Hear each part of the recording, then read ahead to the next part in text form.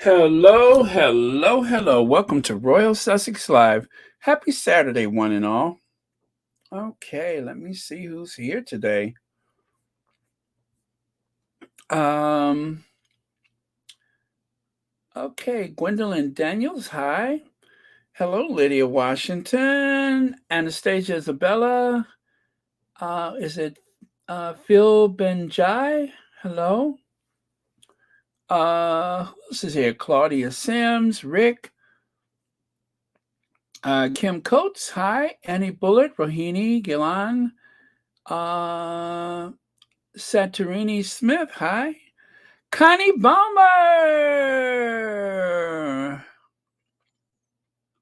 What's that, Connie? Had scammers tried to terrify for me and my hubby, but luckily the bank helped. Um, you know, because I'm so slow to reply to anything. Oh man. I've had some stuff that I thought perhaps was, a scam or something like that. And maybe a month later, I haven't even looked at it yet. So, but yeah, it's a very serious thing. And we have to be very careful what we were what we reply to because um, I tell you, one of the things that I do constantly is when I wake up in the morning, I just check the balance on my accounts. I check for activity and such, just to make sure um, that number one, nothing has happened that I need to report. And that's just a habit that I have, just to see how things are going and where things are going. So, but yeah, it could be pretty scary, Connie, and I hope that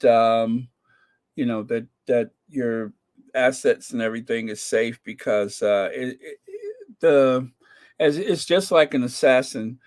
To keep yourself safe, you have to get it right every time. But an assassin, they only have to be right one time, and it's the same with the financial world. In that there are people that are constantly trying, and usually several different people. So yeah, let's all be very, very careful with disclosing financial information or answering some text or message that is probably, because they can mimic almost any account. Um, so yeah, be careful, everyone. Thank you for reminding us about that too, Connie. That's very important. Okay, Judy Rigo, hello. Lorna Williams, Reba Henderson, hello. Joan Commonwealther, Anastasia Isabella, Fabi Barron, hello. And hi, Legs. Is that you want to say hi to a few people? Great, we can help. Glad to do it. Elizabeth Daniels. Did I say hi to Rick already? And Diane Baker, Pat Pointer. Who else? Church Nelly, Joan Garcia, Dorothy Ross. Hi. Um, oh, let's see. Francilia Mosley. Huh. Okay. Well, I think I've gone back far enough. Carol Lunn, that is rather. Or as Granny from the Beverly Hillbillies would say, I suspect I've gone back fur enough. Fur enough. Hello, Karen M. Cookies and cream, if I didn't say hello already. All right. Okay, so hopefully I can get you guys out of here in an hour. Wouldn't that be nice? Okay. Let's see. Slide, slide, slide. Which of course I was working on all the way to the last minute. Oh, where did it go? Oh, today is the 6th. Yes, it is. Okay. Take that away. Um, hello, Susie Q.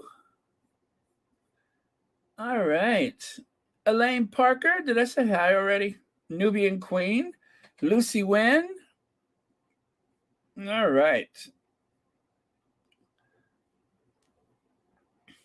Royal Sussex. There we go. Okay. And all right, we're good. We're good, good, good. And anyway, welcome to Royal Sussex again. After 7.5 minutes of hemming and hawing, I am ready. I'm ready. Thriving with the Sussexes. I am so ready now. Okay, Daria Edgehill, hi. All right, so let's get to it then. Madam Duchess. All right, so yesterday, you guys, I mentioned that I was trying desperately to upload that so that you could just see it as a single standalone video. And for some reason, I was getting this weird copyright infringement. Now, I know I pieced it together myself. The music was in the public domain. What went wrong?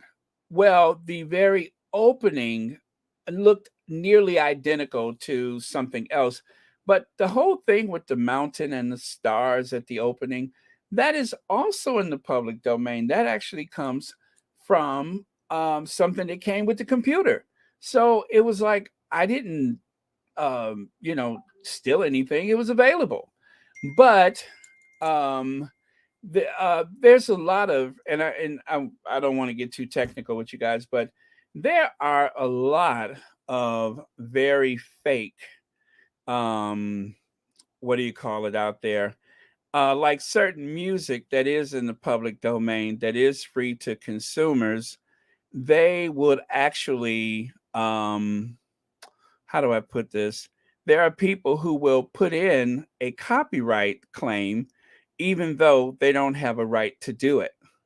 And YouTube, for whatever reason, has been very slow to keep up with that. Now, this one, I don't know that that's the case. Perhaps it was just a mistake. I don't begrudge any company that has issues with monitoring these accounts, because the thing about it is it's a very big operation, and certain things are yanked from like that was a computer thing that wouldn't allow me to upload the video, but it has to be backed up by human eyes and opinion. I couldn't even get that far, so I was frustrated. Took me about 3 hours to sort it out, but I did because I was persistent. And it was like, how weird, I can show it on a live, but I can't show it as a standalone video, especially since I use pretty much the same format for the Ginger Avenger, right? Well, anyway, that's enough of all that Who Shot John. I got it sorted out. So whenever you guys want to just see it, if you just need that little boost in the morning, now you can, because it is available for you to see as a standalone video. So see it, say it, sort it. Or is that how they say it on the tube? See it, sort it, say it, whatever. I got it fixed, and that's all that matters. So I'm glad for that. And I'm glad I didn't just give up, because that's what they want us to do. Of course, that's about 3 hours of my life that I can't get back. That's about 3 hours of my existence that I can never recover. But everything was necessary, because I just needed to settle that and figure out what was going on. So I'm glad I did. And anyway, thank you all for being here. And here we go.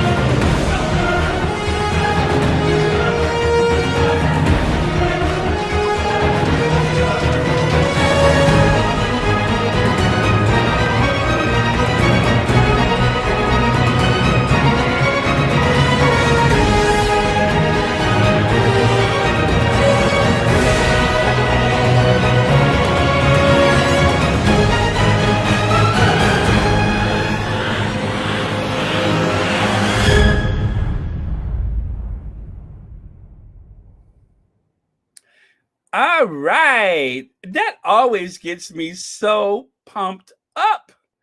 I do. I get so pumped up every time I see that. But yeah, I'll show you really quick. Not that it's so important, but I'll just show you anyway.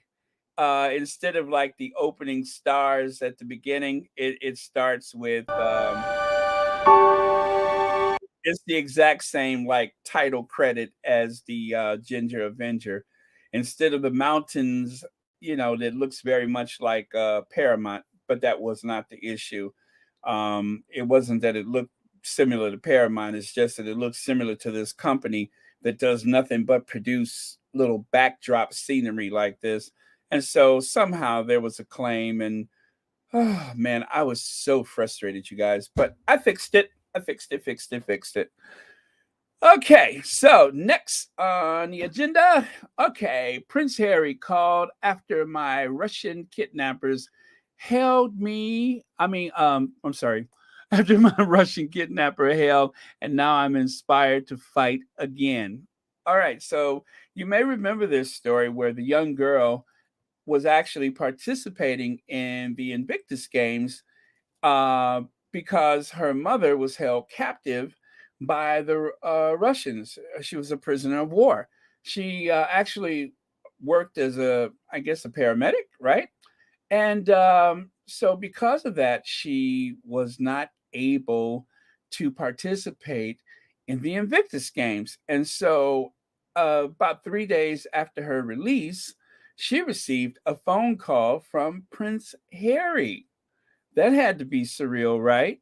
So, let me make this larger so that I can actually see it. Months in brutal captivity rocked Maripol mother Yulia Payev. Okay, I had that earlier. Payevska. Um, rocked Yulia Payeska's world, but the royal call motivated the medic to return to the front line. Prince Harry spoke strongly and sincerely about Ukraine to a woman from Maripol and helped her take. Well, let me see. I can't even see that. Let me see what that says. Oh, yeah. Helped her. All right. Take courage and continue to fight. Yulia Payevska, 53, said that she cried from emotions when the Duke of Sussex call came in. Duke of Sussex's call came in only a few days after she was released from 3 months captivity. Payevska was captured and tortured by Russian soldiers in March when she rushed to help people trapped at a shelled Ukrainian theater. Oh, I think I remember that theater. Do you guys remember the theater where people were seeking shelter? And anyway, they don't know how many people were lost, but it was shelled. So I do remember that. As she was volunteering as a paramedic, she told the Telegraph of her conversation with Prince Harry. He simply inspired me to fight continue to fight, adding he had spoken so strongly and sincerely about Ukraine that compelled her to keep helping people. Ms. Paevska had been training to compete at the Invictus Games, founded by Prince Harry, in swimming, archery, and powerlifting. Before the invasion of Ukraine on February 24th, after her capture, her 19-year-old daughter, Anna Sofia Puzanova, competed in her place in archery and won a bronze medal.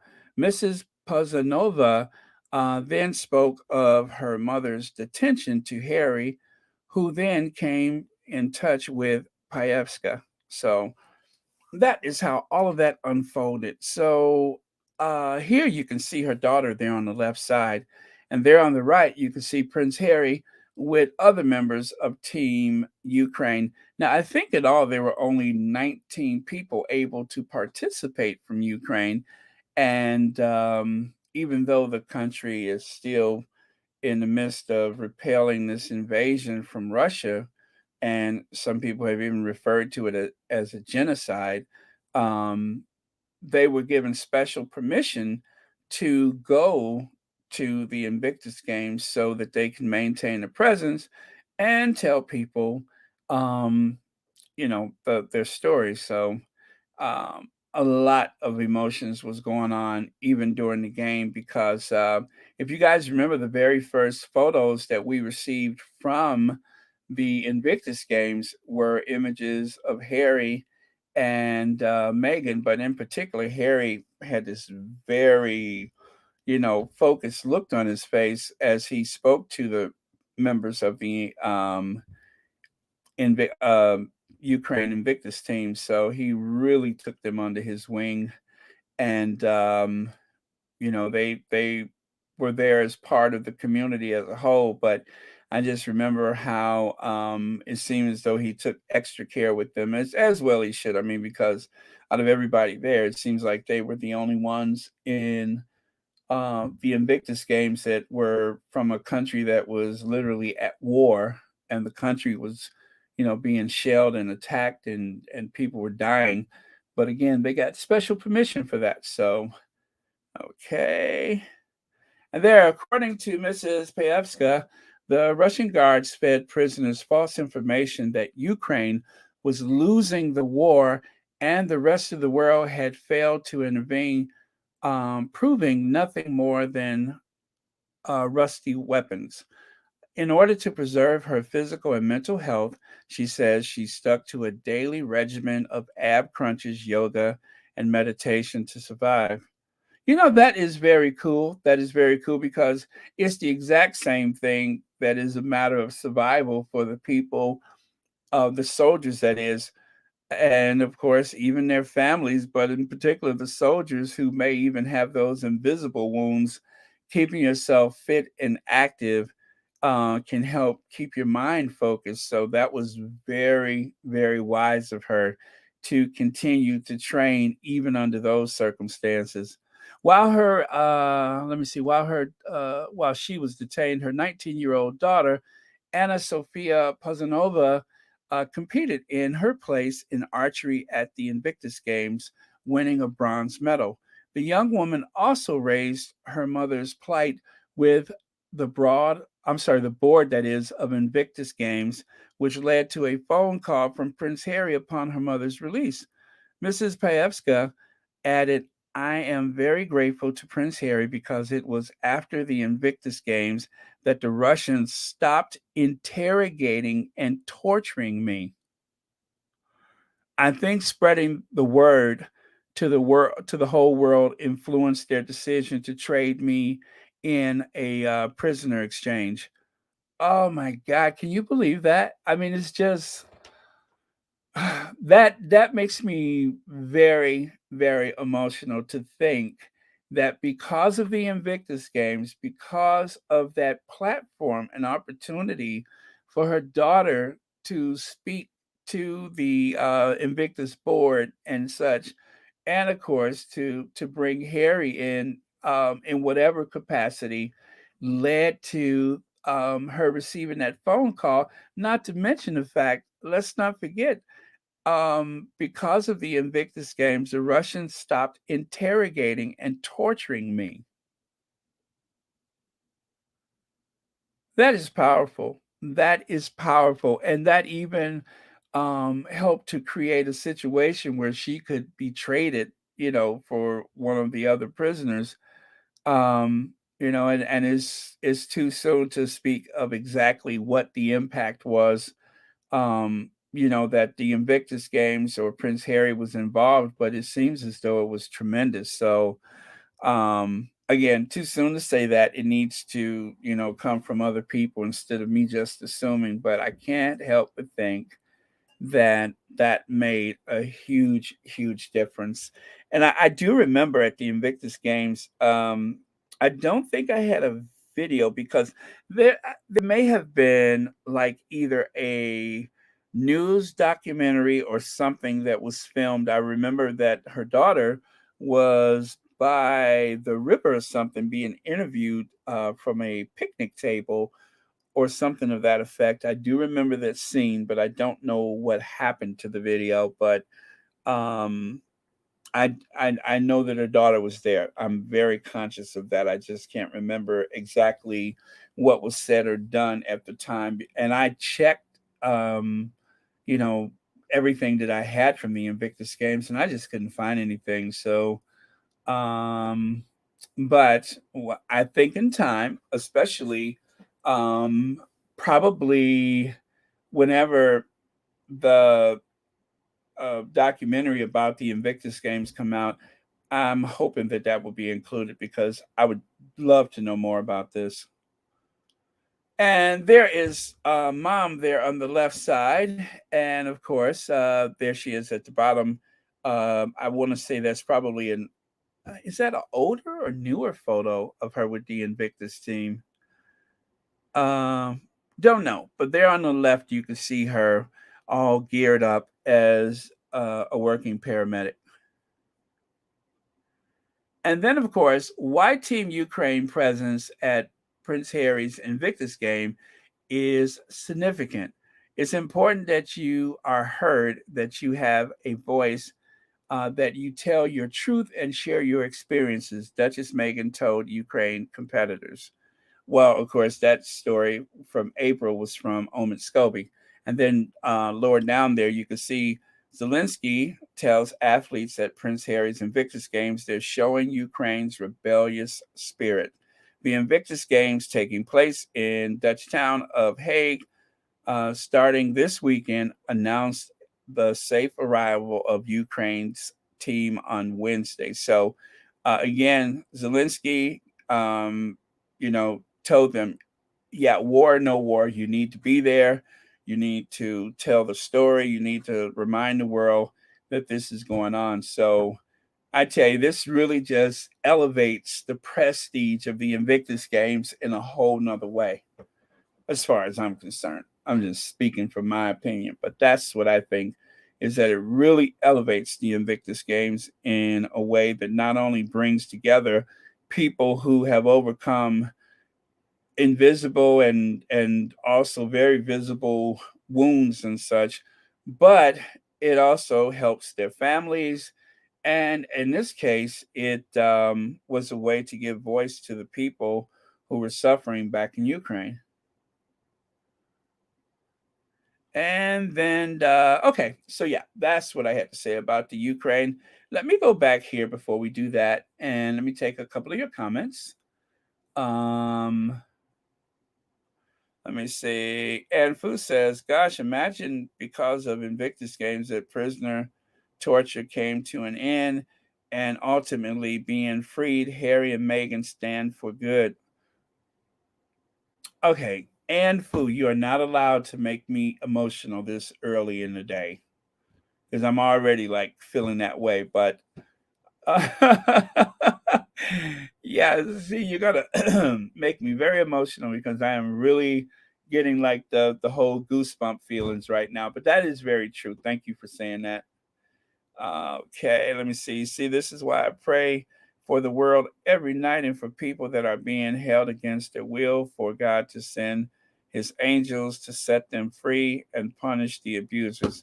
Oh, Berta Sanchez, that is amazing. Thank you for saying that. Let me see. Cookies and Cream says the Invictus game is very impactful.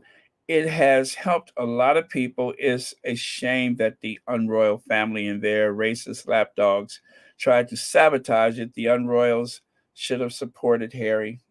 Amen. Amen. I agree with you. Um, And Sean says that speaking of Invictus Games, Will and Kate lost half the Commonwealth. The Queen is now putting on social media hashtag begging. We're actually going to talk about that later, believe it or not. Uh, well, about the Commonwealth, that is. Let me see. Photos of Ukraine war taken by by very same veteran with Invictus camera. Yes, I almost forgot about that, Diane Hawkins.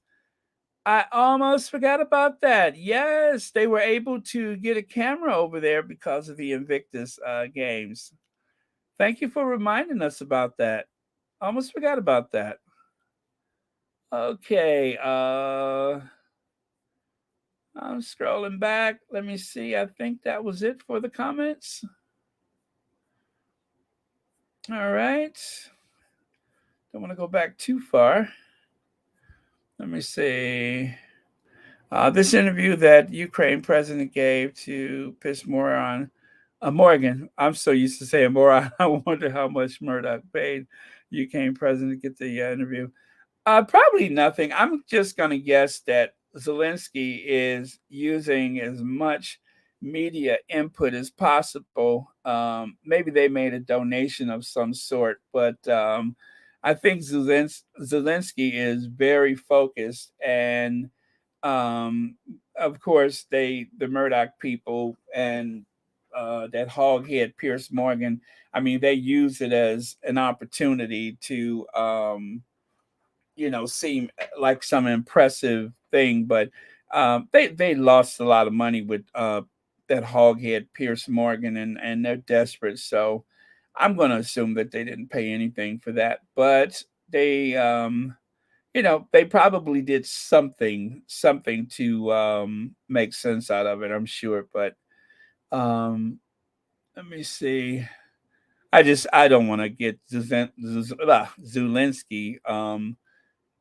tainted by those two. That is Morgan and Murdoch. Well, thank you for your comment. Let me see. Luthando says Harry and Meghan are true to their passion to help those less fortunate than them. They had to leave behind um, the hand waving brigade. Yes, very, very true. Let me see. Thank you, Audrey Teschner, for the super sticker. Thank you so much for watching Royal Sussex, and happy Saturday to you. Let me see.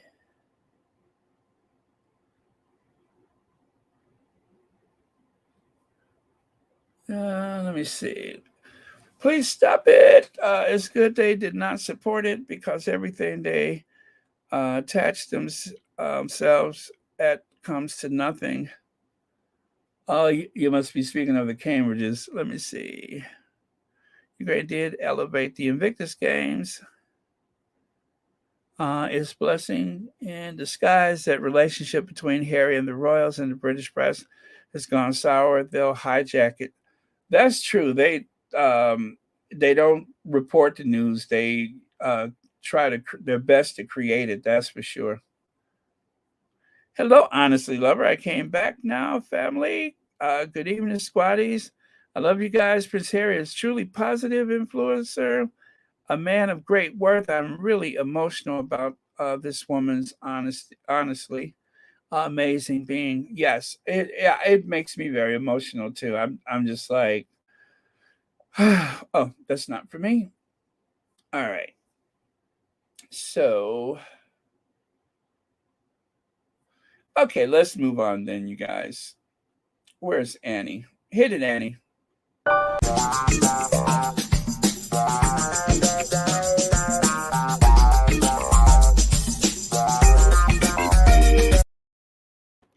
Hello, hello. So I covered up the information there on the left side because I don't want anybody getting involved with that person's account.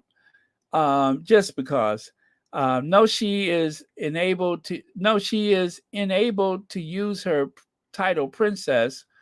Is it supposed to be unable? She's unable to use her title princess. Henry, but she herself is not one. It isn't hard to grasp.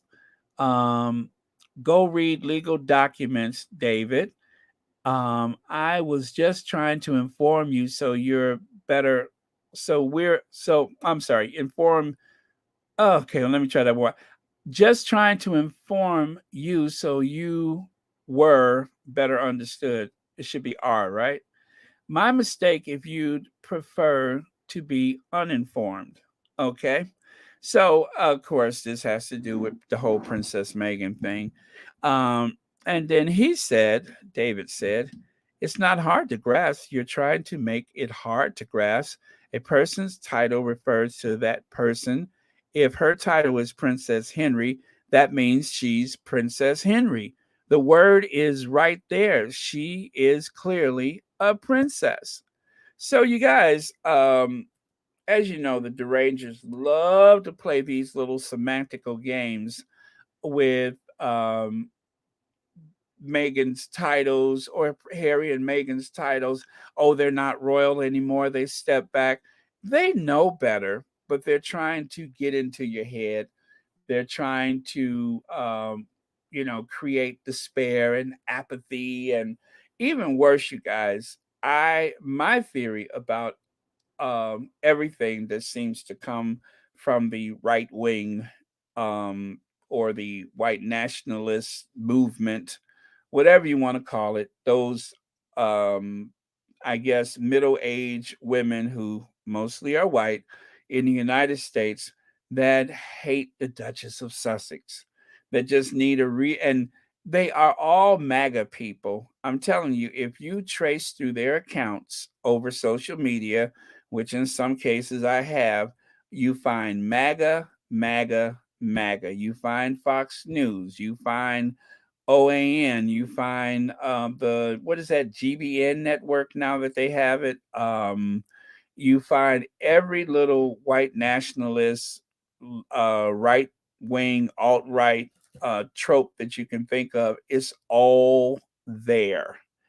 And so they exchange these little petty arguments and quips in order to try to demoralize anyone who supports the Duchess of Sussex or anyone who supports Joe Biden or, of course, Barack Obama. There's a whole list of people. And then, of course, they keep throwing out the term woke, woke, woke, woke, woke, woke, as if anyone should want to be asleep with some of these very serious matters that are going on. And so I call it fatigue, where people get to a point where maybe they don't necessarily hate anyone, but maybe they're more neutral than the rest, but they just want it to go away. They want to stop talking about it. They want to stop hearing the negative comments and such every time that person's name is mentioned. Now, some of them themselves go on to become the big haters, and some of them just don't want to hear about it. I get it. I get it. I understand that it is exhausting having to fight for this and fight for that at all times.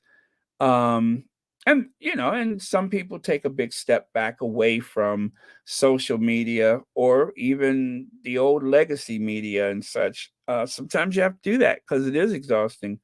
I'd rather stay and fight, but it's not for everybody. And so I think that a lot of the apathy comes from that fatigue that sets in. And then all of a sudden you hear someone say, "Oh, I just don't like her.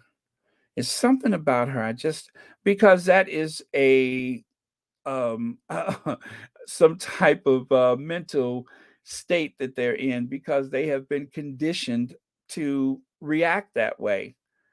And of course, a logical mind would want to have a logical explanation, but sometimes that is not even part of it. It is just that very gut feeling that they get because of that. Like for me, whenever I see Donald Trump's face, physically I feel ill. I feel like that gut wrenching feeling is very reactive.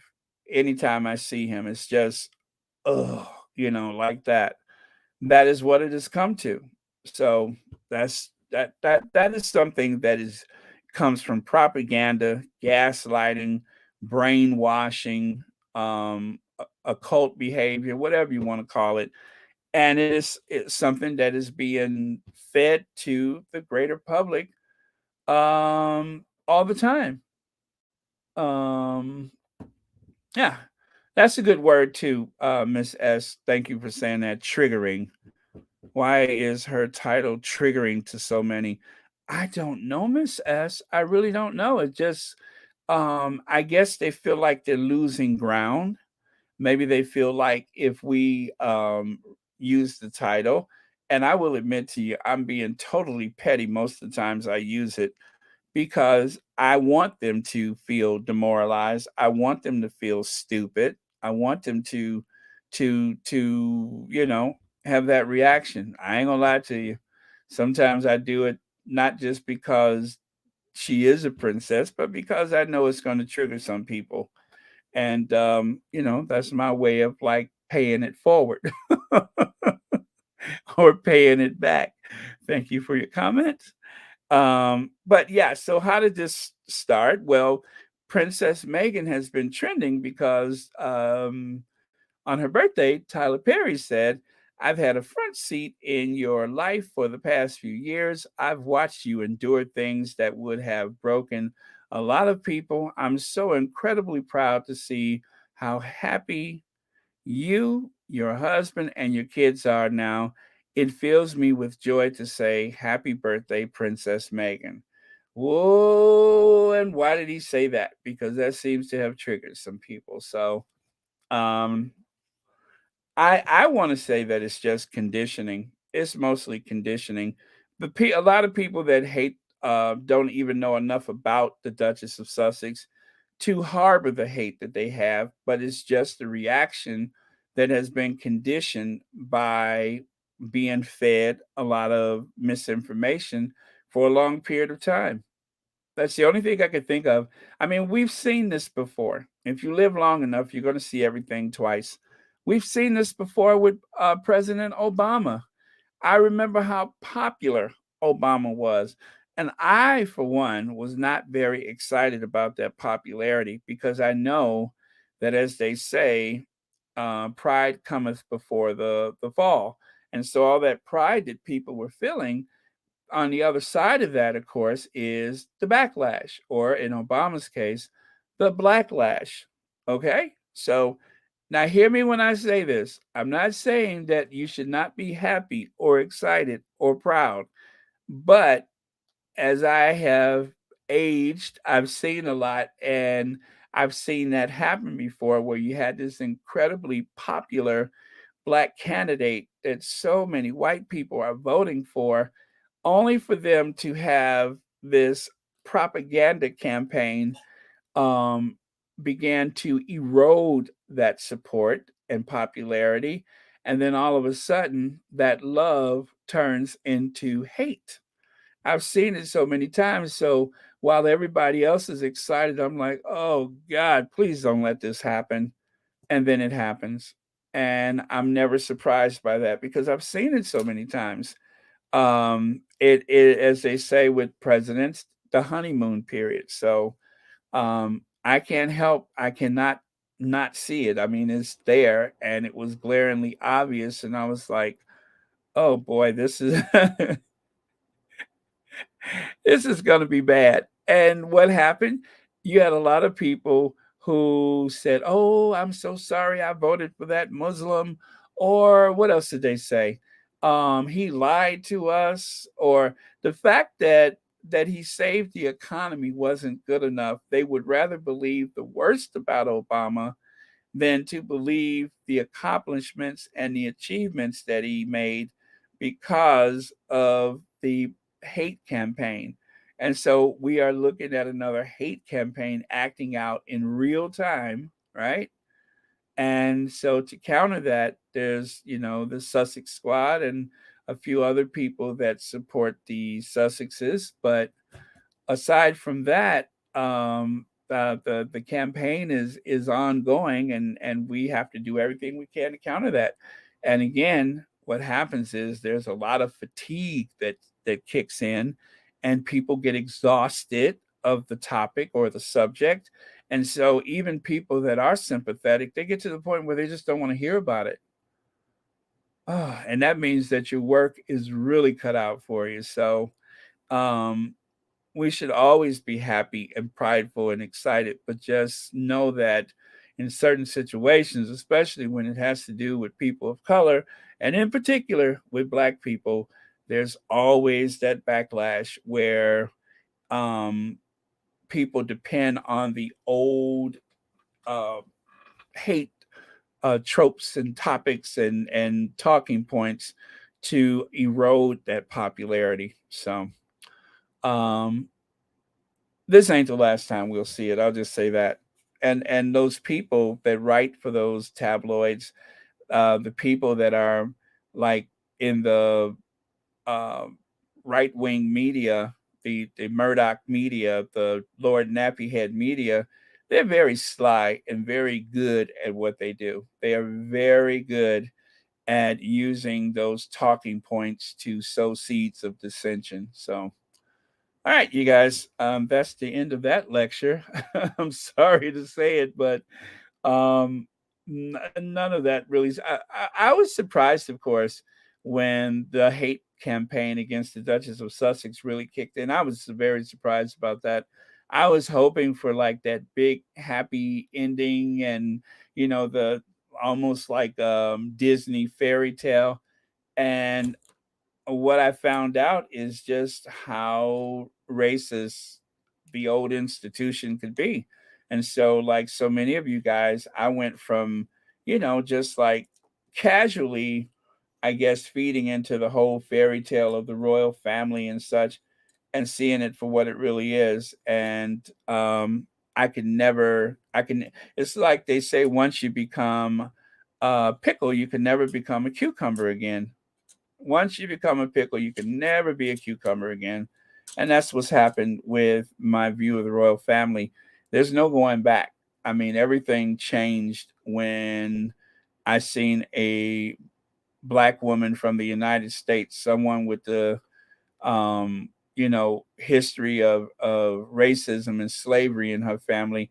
When I saw that person attacked by the institution, if not directly from members of the royal family, can't go back now. Everything is different. So, if that was the outcome that they expected, which I don't suspect it was, but I tell you what, the royal family, they don't really get Americans, and in particular, they don't know black folks in the U.S. They just don't get that because there was no there was no mechanism where we were going to just turn against the Duchess of Sussex in exchange for an institution that upholds colonialism and racism. There was just no way that was possible, and I can't believe that they got that wrong, but they did. They did.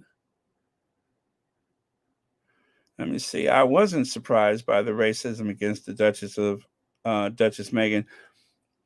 I think where the surprise for me comes from the fact that it seems to have come from within the royal households. That's what really shocked me was the fact that it came from within the royal households. I don't even think that it may have. I'm sure it has. I mean, it's one thing that it would come from outside of the household, but I'm listening to Harry and I'm thinking, oh wow, they're not gonna let the Diana thing happen again. Well, not only was it the Diana thing, but it was just plain old racism. So yeah, that caught me off guard. I have to admit. Let me see. Miss S says our Duchess was not loved by those folks. She was tolerated, hoping that Harry would tire of her and cast her aside. They did not bank on the marriage happening and being a success because of love. Oh, Miss S, that is very wise. You are so right about that. Let me see.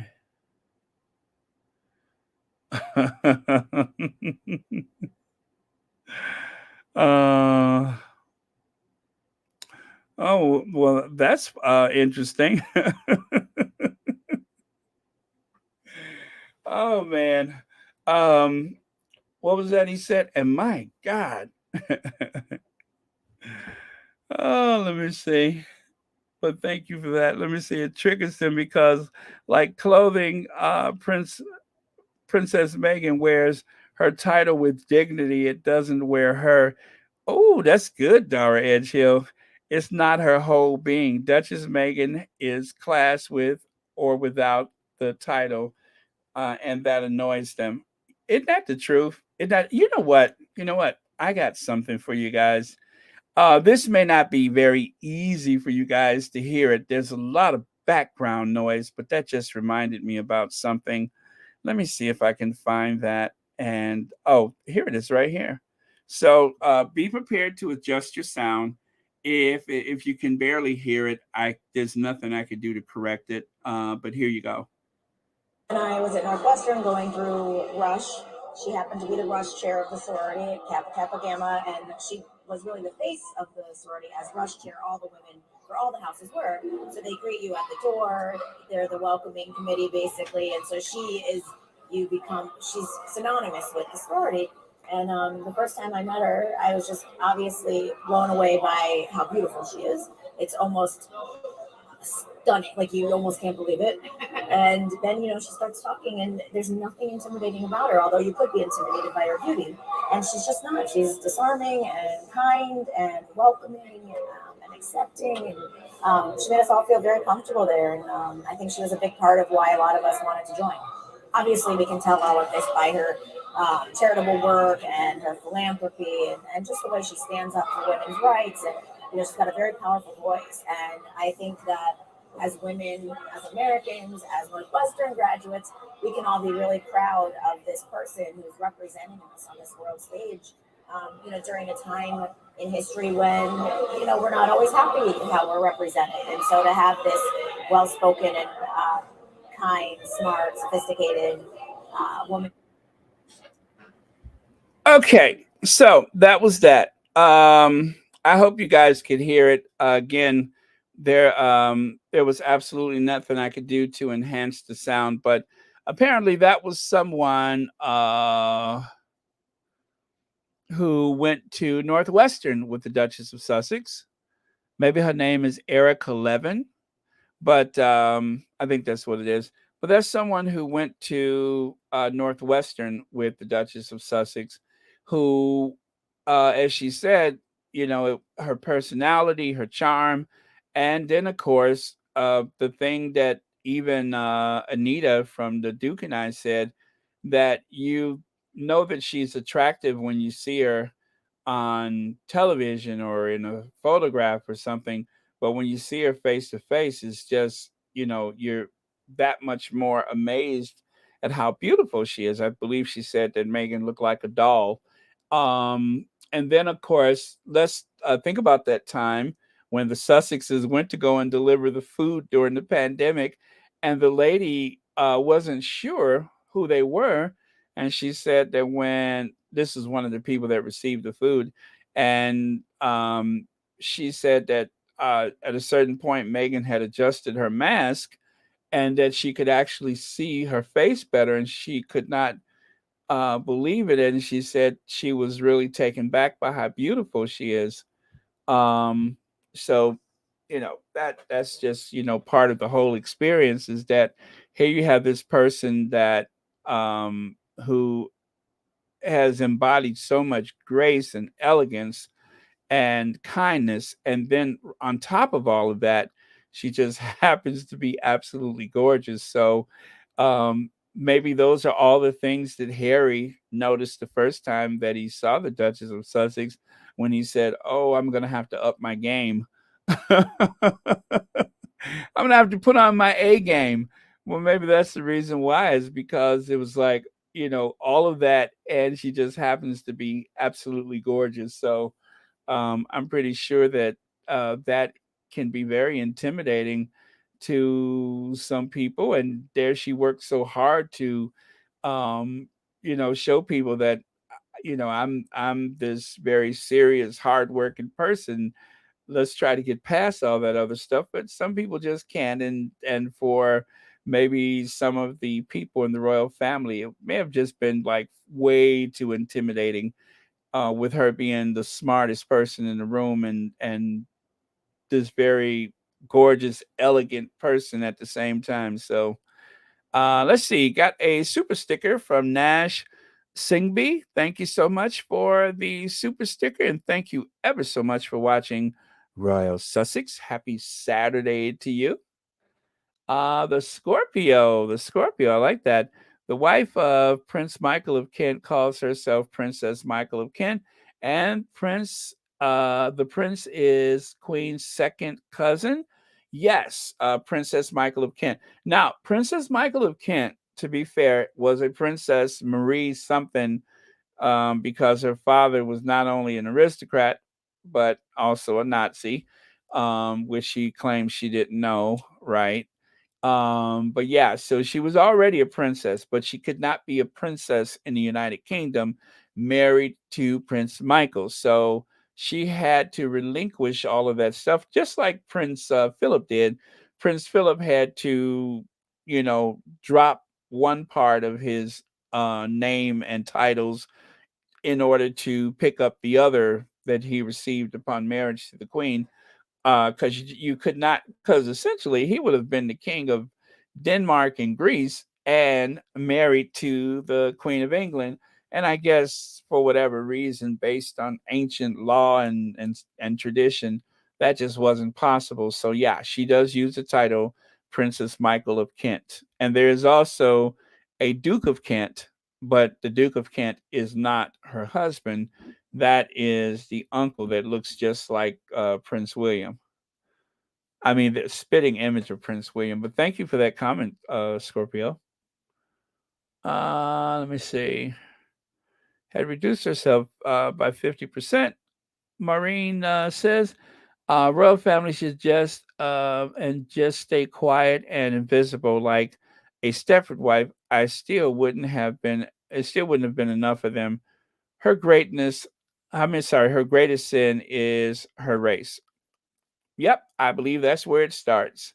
Is that they wanted to believe that this person who is so dynamic in every way, surely there's got to be something inferior about her. That's probably what their thinking was. That was their logic. Elaine Parker, thank you so much for the super sticker. Thank you for being here. Happy Saturday. And as usual, thank you for watching Royal Sussex. And thank you for being a member, Elaine. Okay. All right. So here I've had a front row seat, et cetera, et cetera. All right. So on the right side, this is what I had to dig out. Meghan became a princess of the United Kingdom. See it underlined in red? Meghan became a princess of the United Kingdom upon her marriage to Prince Harry, entitled to the style of Royal Highness. She's still at HRH, Her Royal Highness.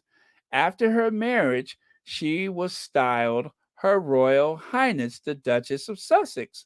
She also holds the title of the Countess of Dumbarton and the Baroness of Kinkill. Now, let's go back to that title of the Countess of Dumbarton.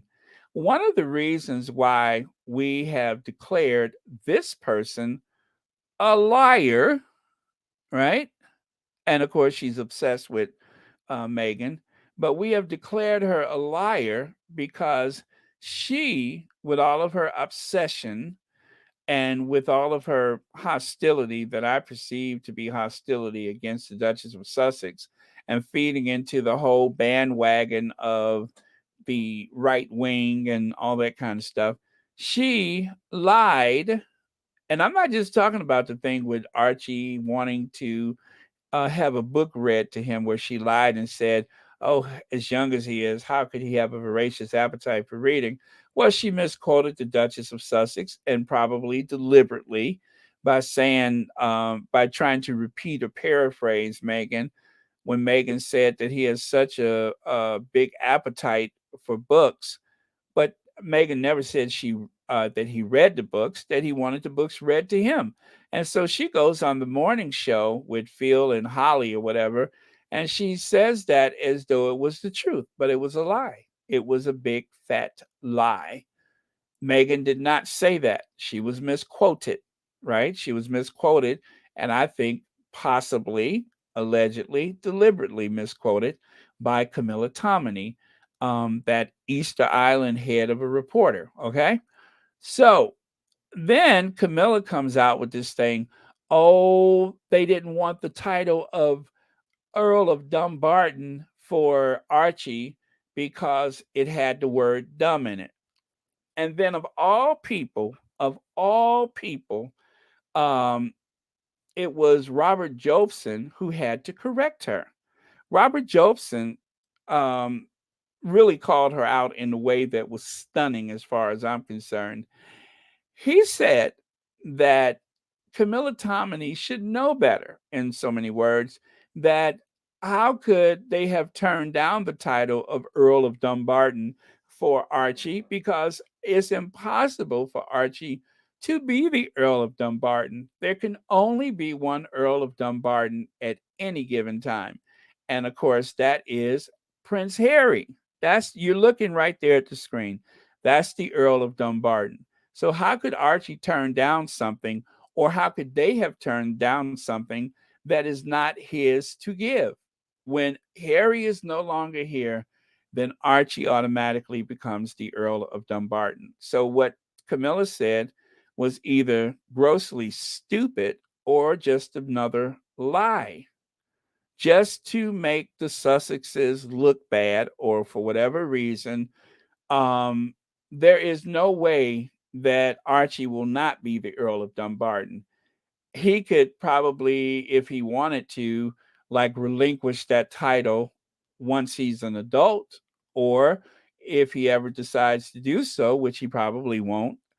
But it is not theirs to refuse for him, because Harry is the Earl of Dumbarton. There could only be one at a time. So what she said didn't make any sense. It was totally designed to disparage the Sussexes.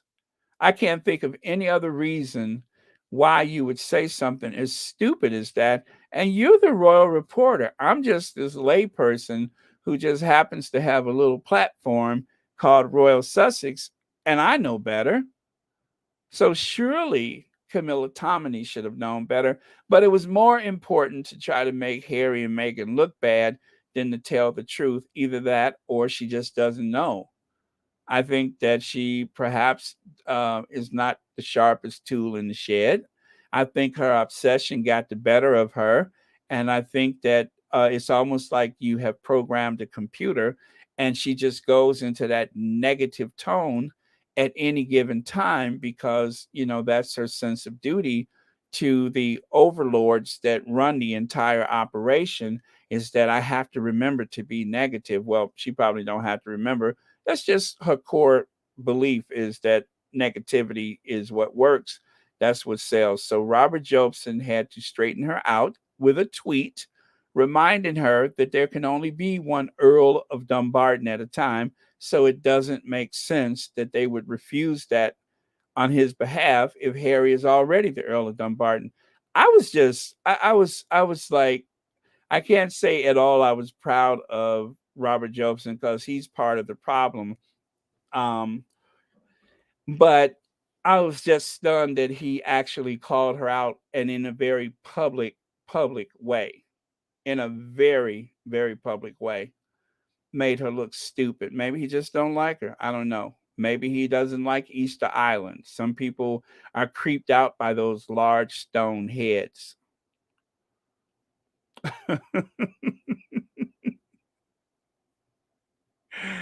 Oh, anyway, she is the first person to hold the title Duchess of Sussex following the Duke and Duchess's decision to step back from royal duties in 2020. The couple agreed not to use the style of Royal Highness in practice, but still technically retained the style. Well, even that is not actually accurate. I believe that at the time that when they stepped back, they promised that they would not use the titles of his and her royal, or the style, if you will, his or her royal highness. They were not going to use that in any way, form, or fashion when it comes to commerce.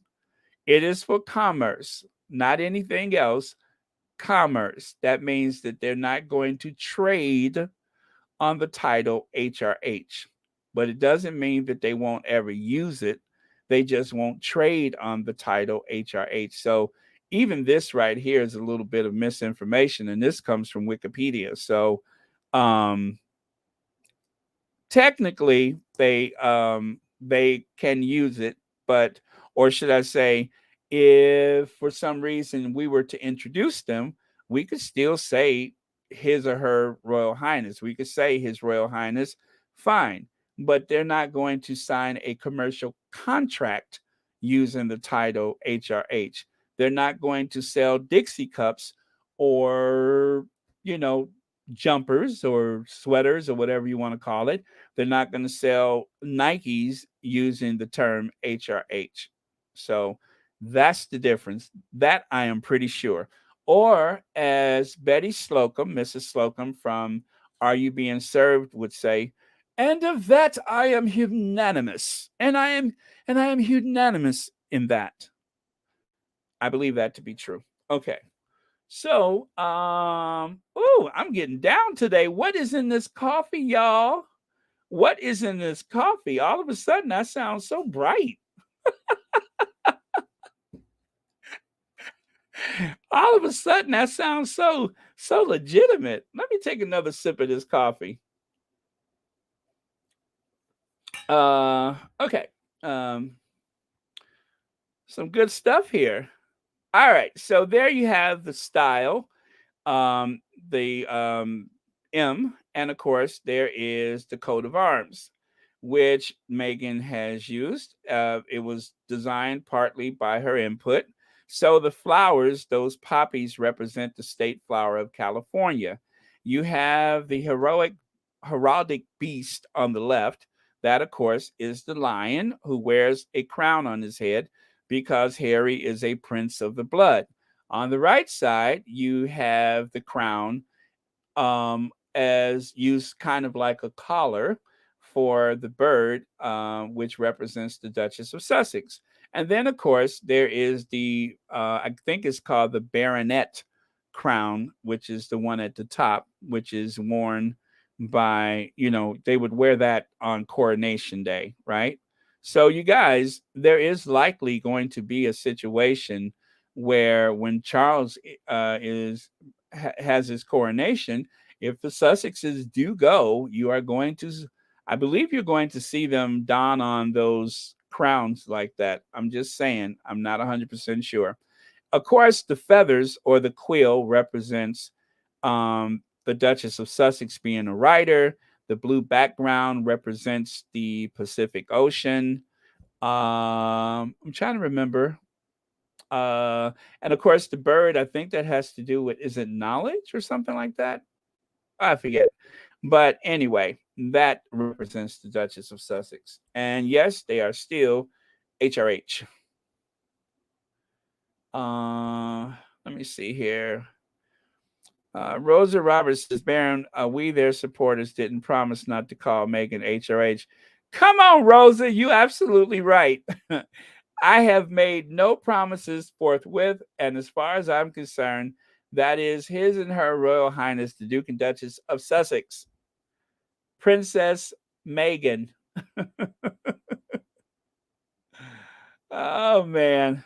Okay, you guys. But yeah, if you guys go back and take a look at the coronation, all of the barons, all of the lords and ladies, I think the ladies will wear the tiaras. Maybe Meghan won't wear the coronet, but I believe Harry will.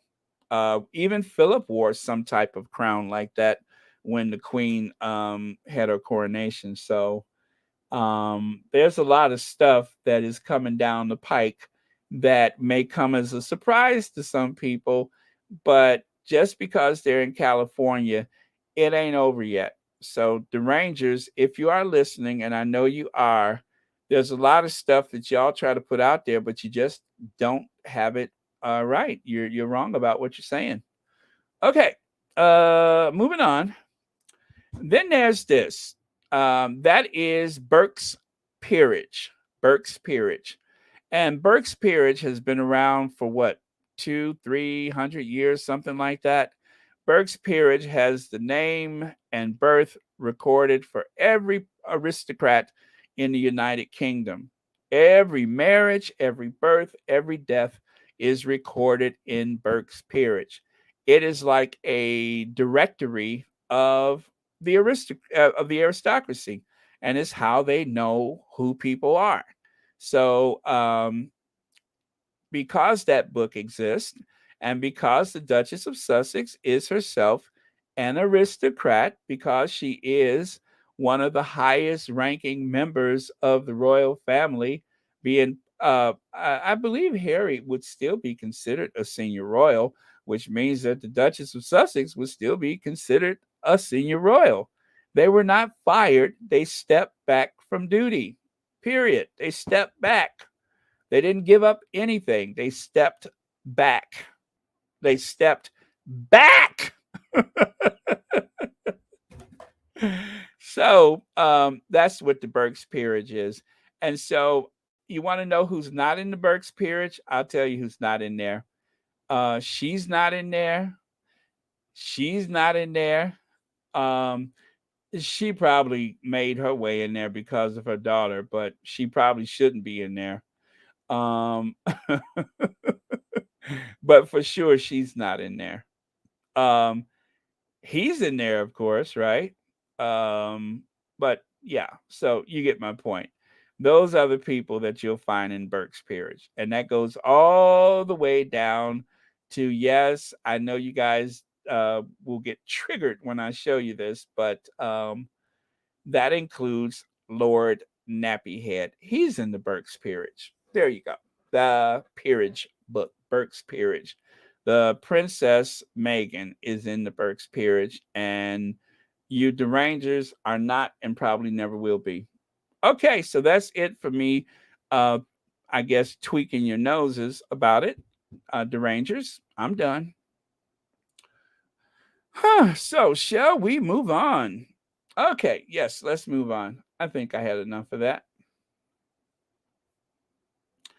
Okay, Annie, we need you. Hit it, girl.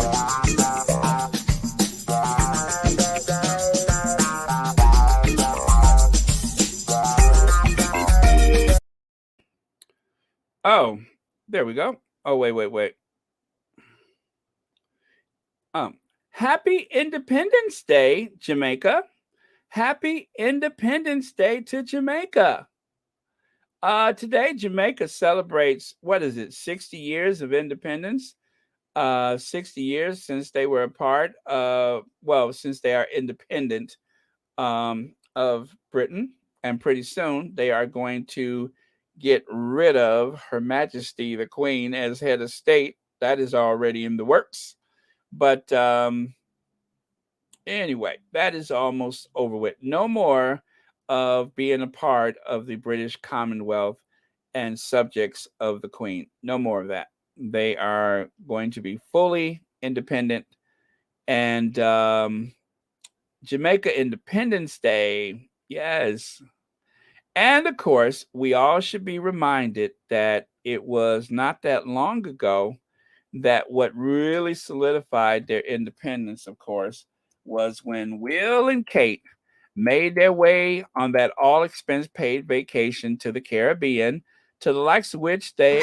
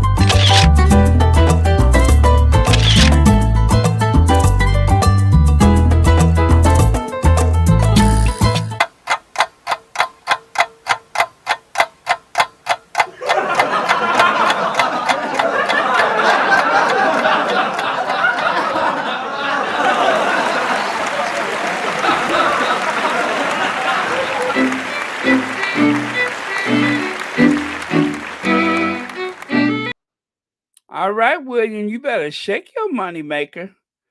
As James Brown would say, shake your money maker. Well, of course, none of this has escaped the notice of someone who was one of the first people to confront William. And of course, that was the Trenchtown man. There you can see, and this is why right now, this, oh gosh, I forgot her name, but this is what was the result of not only the failed trip to the Caribbean, but it's just so many people are fed up with the idea that this queen and the royal family perpetuates the colonization of various countries, and in some cases, yes, even genocide. I mean, that's just a fact. Like right here, welcome home. I mean, well, go home to Jamaica is what they were telling the Windrush people. But on the other hand, yesterday they were saying go home, and then today, welcome Prince William and Kate. I mean, the contrast. I love the way they got William. Look at his hair. And of course, it reminded me about that T-shirt that I bought this T-shirt so that when I go to Jamaica, I could like really stand out. Jamaica, come for the vacation, stay for reparations. Speaking of which, if you guys remember, there was a cry for reparations, and that came in the form of the Trenchtown man. He was the one who confronted William. Yes, Prince. Prince. Prince. Prince. Trenchtown wants $245 billion. That's what Trenchtown wants. $345 billion. Yes. Thank you. Yes, sir. Yes, sir. That's what Trenchtown wants. Yes. What do you mean? Well, somebody needed to say it. Somebody needed to say it, and it took Trenchtown man. So there you can see that classic frozen deer in the headlight look that Prince William had when he found out that Trenchtown man meant business, right? And there on the right side, you can see one of those glaring examples of how this trip to the Caribbean ended up with all of them people, you know, telling them that, hey, we want out of this union of sorts. And William tried to save face. Catherine, you can see she let the mask slip, and the real Catherine is showing at that point. But yeah, so that's what happened with that. Is that Jamaica is moving forward. I believe the what is it, the Prime Minister of Jamaica? He said, "We're moving on." He said it very simply, "We are moving on." So there you go.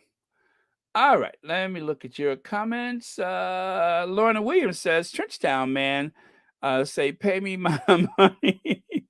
UK said, we are broke from supporting the royal family, so we better let Jamaica go.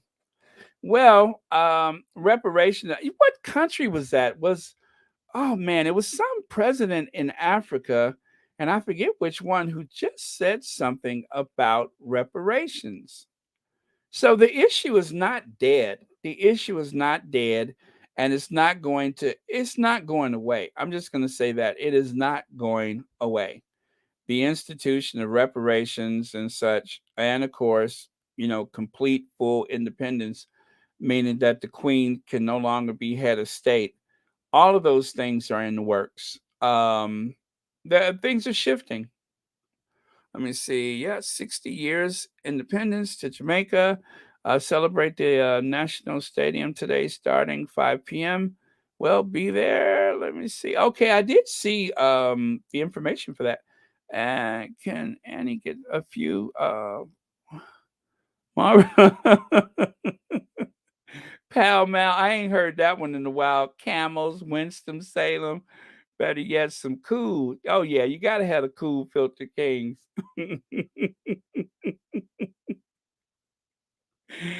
Oh man, I haven't heard that one pow mal in a long time. You going all the way back with that one. Okay, go on, Afro Annie.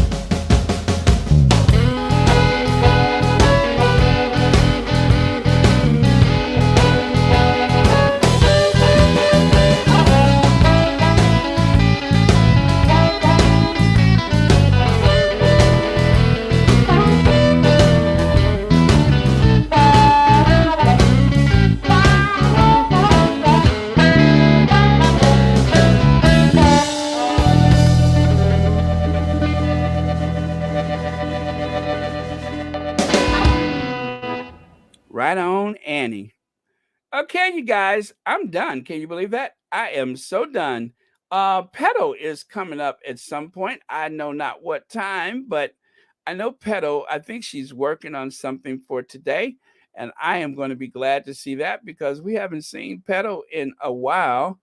And let me see.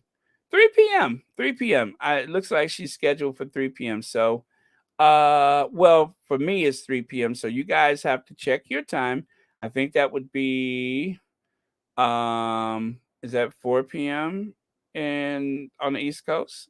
Anyway, so she comes on in a little over an hour, I believe. So you guys check your own notifications, but let me see. Oh, matter of fact, why don't I put the link for her? So that way I'll make sure you guys are there. I'm going to put the link for Pedal. And I'm going to put the pedal to the metal. The pedal to the metal. Okay, yeah, that wasn't that good. Okay, so, and then I am going to peg it to the top of the chat so you guys won't miss it. Because Pedal hasn't been on for a couple of days, and I'm just like, where's Pedal? I know she's like really, really busy, so you guys don't trip. But anyway, so she's going to be on today, and that's a good thing. So again, in a little over an hour, I believe, but check your notifications. Facts and 2 cents should be on. So I am going to peg it to the top of the chat. Now let me double check and make sure I have pegged it correctly. Yes, that's it. So Royals of Substance Weekend Roundup. Okay, that's it. All right, so thank you so much, you guys. Have a great Saturday. Thank you for joining us here on Royal Sussex. And don't forget. Prince,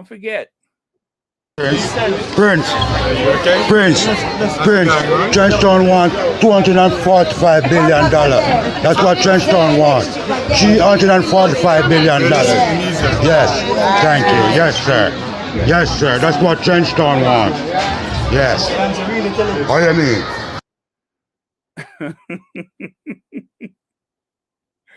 $345 billion. That's what Trenchtown want.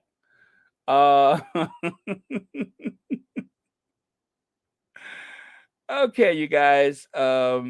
As per usual, much love to our faves, our queen of everything, Queen Doria, and our queen of hearts, Princess Diana.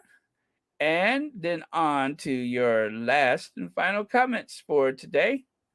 Oh, thank you so much, Lynette Roberts, for the super sticker. Thank you so much for being a member and watching Royal Sussex.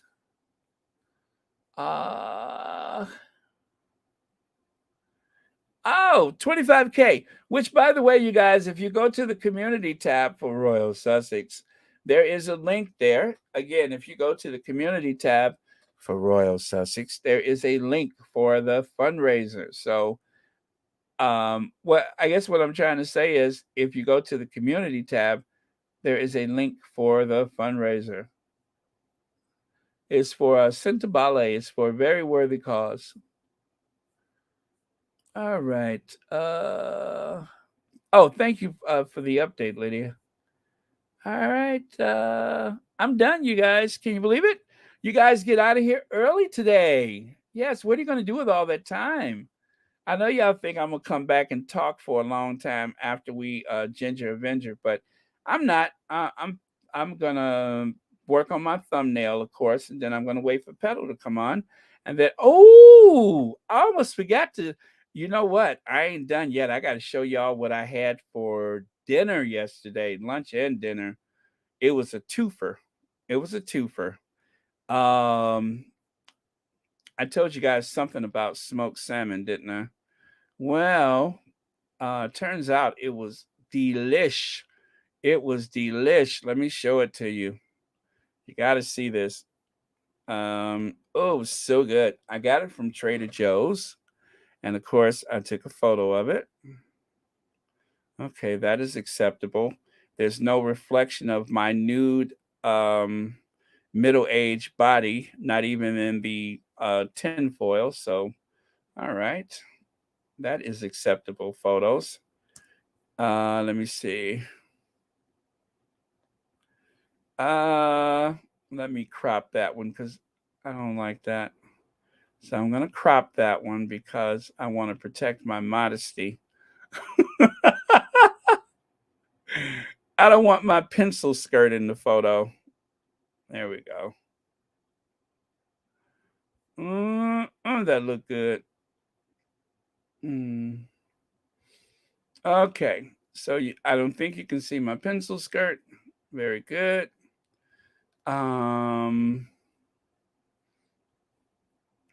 Okay, let me crop that a little bit. Might be somebody nosy on here. I don't want to give nobody too much to look at. Okay. Ooh, that looked good. Too bad I don't have any more. All right. So, oh, what? That didn't work? Let me see. I won't even let me. Okay. You know what? Hang on, you guys. Hang on. Oh, it looks so good. I can't wait to share it with you. All right. How come that one ain't working? Come on, y'all. Stop acting up. Ooh, that look good, good, good. That's so delicious. So delicious. All right. There's always something there to remind me. Dun, dun, dun, dun. Okay, here it comes. Here it comes. Let me bring up the photo. Nope, that's not it. Let me bring up the photo.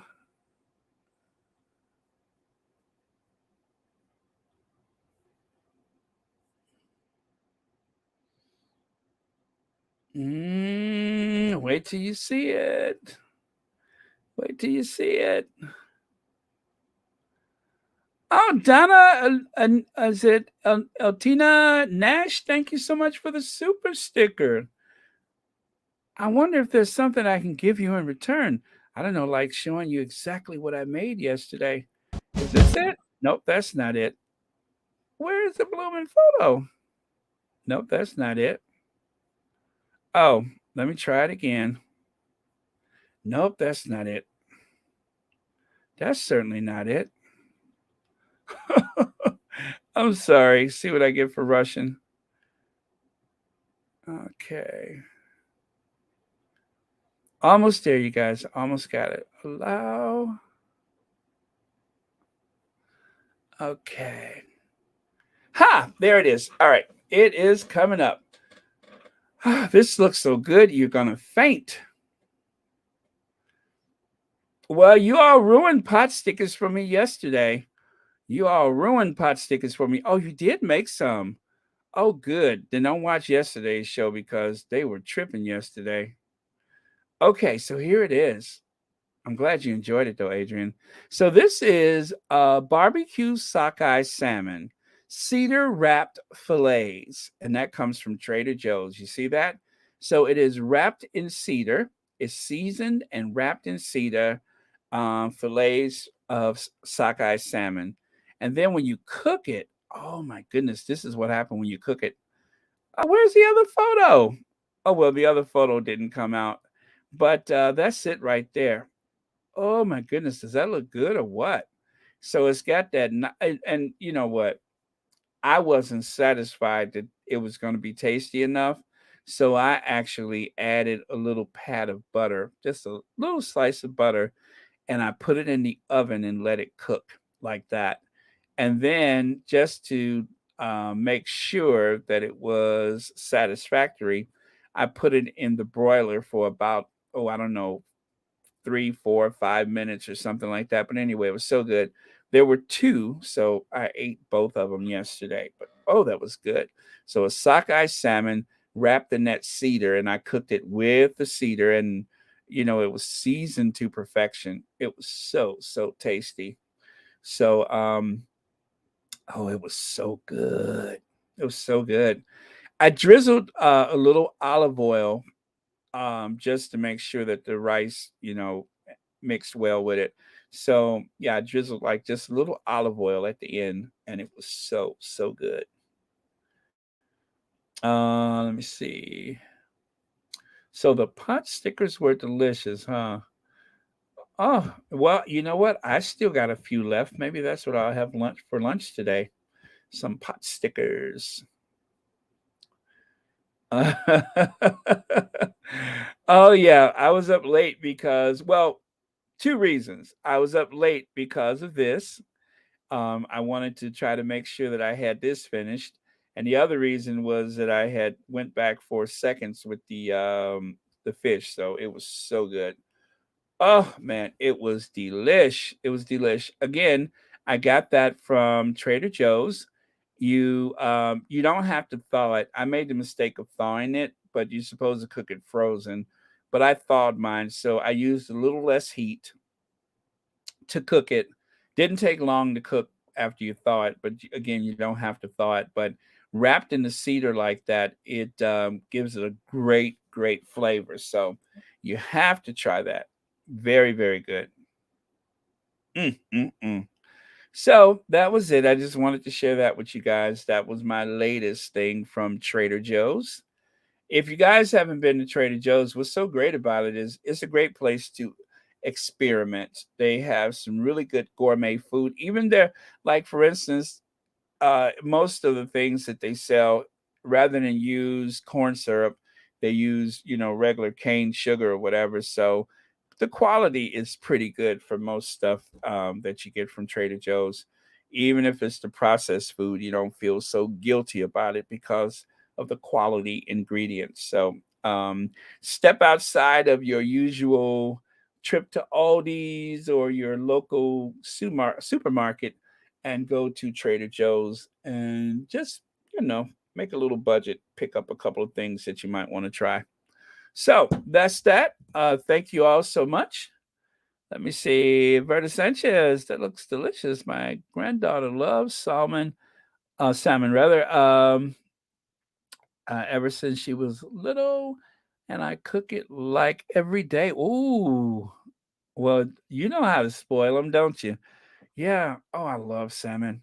It has to be cooked just so. Well, I'm just kidding. Sometimes, even if it's not just so, I just love it. But I really wanted to make some salmon with some kind of a creamy sauce. So that'll be my next project is to find just the right creamy sauce recipe for my salmon. But oh, that was delish. Let me see. Yeah, we could do that. We could do that maybe very soon, as a matter of fact. I would love to do that. Um, yeah, I would. I would definitely love to do that. And I guess now is a good time before the Sussexes have something big happen. Because we are still waiting for the podcast. We're still waiting for a book, and Harry's birthday is coming. So either before or after that, sure, we can definitely do that. It'd be fun. Let me see. Yes, pot stickers are a tiny Chinese dumpling that can be fried, steamed, or boiled. Very good. Usually filled with ground pork, but can be vegetarian. Well, yeah, I've seen them with the vegetarian ones. The pork, I don't know if I've ever seen the chicken ones before, but pork is most typical, I think. Um, yeah, they are very good. Okay. And you could eat them with soup. That's the fun thing, is that if you make ramen noodle soup, you can throw those in the ramen noodle soup and they are fantastic like that. So let me see. Okay, you guys. I'm gonna let you guys go so you can have at least an hour to get ready for pedo. I will see you all over at pedo. I probably won't be in the comments, but I will be listening, of course. The link at the top of the chat will link you to Pedal, and you can just go over there and click the alert so you can make sure that when she comes on that you'll get a notification. And I will see you all over there. It's going to be fun. Pedal always prosecutes the case. I love the way Pedal is just like it's like almost like one of those crime show mysteries or something where she lays out the evidence and aha. Oh man, but I promise you, Pedo would have made quite the attorney or actually a prosecutor. I would love to have seen Pedo like being a prosecutor. I think she would be like maybe Pedo should have been the one talking to Alex Jones. Could you imagine that? And why is it? Why is it the emails? I would be like, get him, Pedo, get him. That's right. That's right. She's our Dr. Shola. Yeah, they have Dr. Shola in the UK, and we got Petal. Petal prosecutes the case. Oh wow, Dr. Shola was so. Why are you getting me started, Lydia? Dr. Shola was so good yesterday when she released that TikTok video. I just can't get my head around Dr. Shola on TikTok, but she is, and she's so good. Okay, you guys. I gotta go. I love you guys. Let's ginge revenge, and I will see y'all over at Pedos. Um, so get yourself a cool drink or whatever, and be ready for Facts and 2 Cents and cue Ginger Venge. Um, let me see. I said cue Ginger Venge.